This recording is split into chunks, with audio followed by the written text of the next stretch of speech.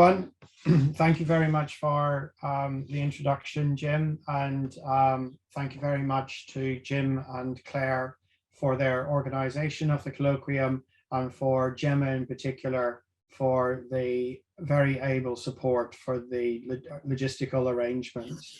And thank you also to ASME for their kind support for our colloquium today. Initially, this was meant to be, we envisaged this as a full day in-person event at the University of Kent. And as time went on, we realized that we, certainly in KMMS, had probably bitten off more than we could chew, because there's so much to do when you're opening a new medical school. But actually, in light of current, certainly hospital admission numbers for COVID, a virtual event is much more appropriate at the moment. So in hindsight, we made the right decision on a multitude of levels. My name's Chris Holland. I'm fortunate enough to be the founding dean of Kent and Medway Medical School.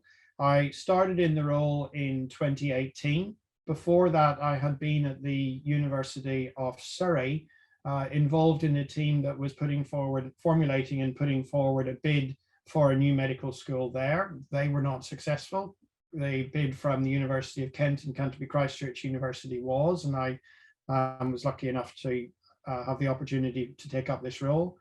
Before being at the University of Surrey, I was a consultant in intensive care medicine at King's College Hospital, and I also worked at King's Medical School, GKT, where I started off as deputy head of year 3, and over the course of just under a decade, was fortunate enough to be involved with a number of major programs, and when I left, I was deputy dean there.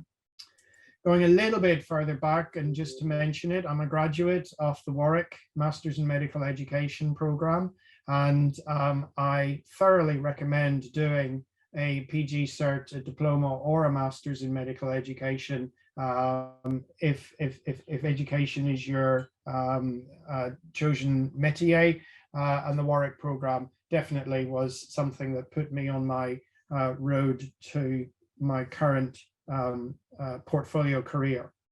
I'm still working as a consultant in intensive care medicine, and I'm only mentioning that because in 2020, the pandemic started. I was working on the front line of ITU, and we were building up to a frenetic pace of activity to the opening of Kent and Medway Medical School in September 2020. So I've had and by the way, we also had a lockdown baby in early 2020, who's now 2.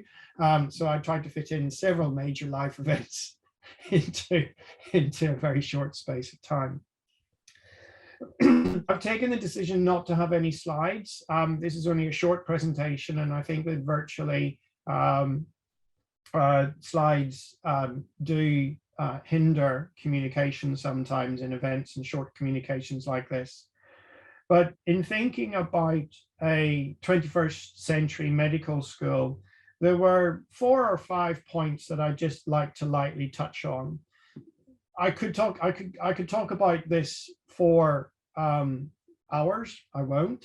I'm doing a doctorate in education about my journey through opening a new medical school. So when that hopefully gets submitted later on this year, you can read it on the Amazon bestseller lists. But just to go back a little bit in time, when I was at King's, I was very, very fortunate to be given the opportunity to go to a leadership program for medical educators at Harvard Macy in Boston. And that was really, really thought-provoking. And I'm going to mention one thing now and another point later on, but one of the really, really strongly conveyed take-home messages was that the job of medical educators in the 21st century is to horizon scan. The pace of change in the clinical sciences, in the practice of healthcare, in the way that healthcare is organized, delivered, its priorities, the populations that it serves and how it does that, in all of those things, if a medical educator who has a position such as dean of a medical school is not horizon scanning, then fundamentally what they're going to end up doing is delivering an education program that's not fit for the purpose for which its learners require. So I'm in my late 40s. I'm now very much closer to retirement than I am to being at medical school. But my medical students and BSMS's medical students and every other medical student in the country, if they continue to practice until the government currently wants them to retire at the age of 67, they will be working well into the 2060s. Some of them will continue to practice into the 2070s. And it's the job of people who are leading and managing and designing and delivering undergraduate and postgraduate training programs today to try to imagine what it is that our learners will require far into the future. Now, to give an example of just how difficult that is, I just want to talk about one facet of horizon scanning, and that's the quantum of medical knowledge that every practitioner needs to accumulate. For undergraduate programs, we all know the liver isn't going to move very far in the next 50 or 60 years. The way in which we prescribe insulin safely, we may start using more electronic prescriptions to do so, but fundamentally that's not going to change. The way in which we insert a cannula, probably not going to change that much without a significant change in intravenous engineering and technology. But the amount of data that's available to a physician now is expanding at a simply enormous rate. Stanford School of Medicine estimates that in 2013, there were 153 exabytes of new medical knowledge created. And an exabyte is 1 billion gigabytes, or 1 quintillion bytes. So that's 1 and 18 zeros, 153 exabytes. In 2020, there were 2,314 exabytes of new medical knowledge created.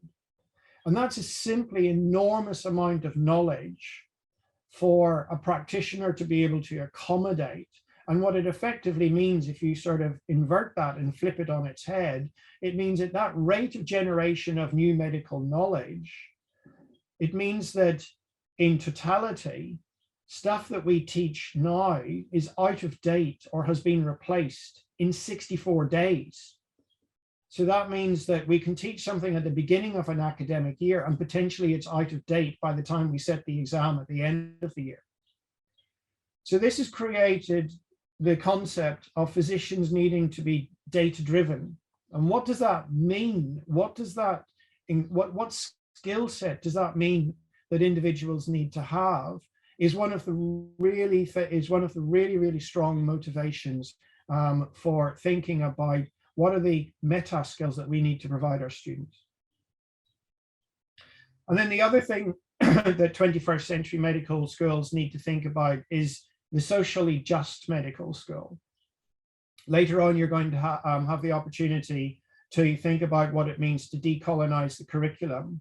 In the time since KMMS bid was accepted and we opened, the movements, not just of decolonization in curricula, but also the Me Too movement, the Black Lives Matter movement, the movement to question so-called conversion therapy. All of these things are really, really important, big picture aspects that really impact very, very strongly on how we arrange and deliver healthcare. If you are from a disadvantaged socioeconomic background and from a minority racial background, then your life expectancy in the developed world is less than someone who is well off and white. All of the new medical schools, of which KMMS is just one, were very explicitly charged with widening participation. That is broadening the demographic of students that came to us. And we have been really spectacularly successful in achieving that at Kenton Medway Medical School. the biggest differential for getting into medical school in the United Kingdom is your socioeconomic background. But racial background and educational background, with all of those being intersectional, also impact your opportunity to get into medical school. And if we are not creating a socially just selection process and a socially just educational environment, of which decolonizing is a really, really important aspect, then we are not, again, going to create medical graduates who are fit for the 21st century. Particularly for going into the NHS, where these issues of inequality are really, really significant. My final point is just on today, when the Ockenden report is being published, and yet again revealing that there are huge disparities of care and quality of care across the NHS, that we really need to produce medical graduates who are strong and confident ambassadors and willing to challenge these phenomena of inequality in access to healthcare and availability of healthcare, and are able to do something about it using data to be able to demonstrate that there is an issue and that needs to be addressed. So I have to finish in less than 60 seconds, but certainly for a long time, I have really been impassioned by two things. One is, it is my job to try to anticipate what it is my graduates, our graduates, will need as they practice through to 2067. And it's clear that in the 21st century, data and personalized medicine and artificial intelligence and robotics and big data sets are going to be absolutely key to delivering high quality healthcare.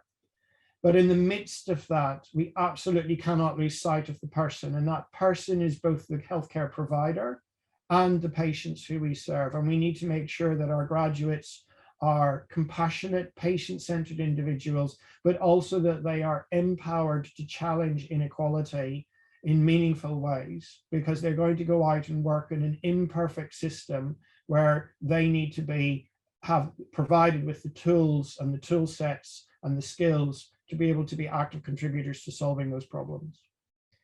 So colleagues, I'm really looking forward to the rest of the afternoon. I hope you are too. I'm very much looking forward to hearing all of the different topics of and questions and queries that are raised during the course of the afternoon.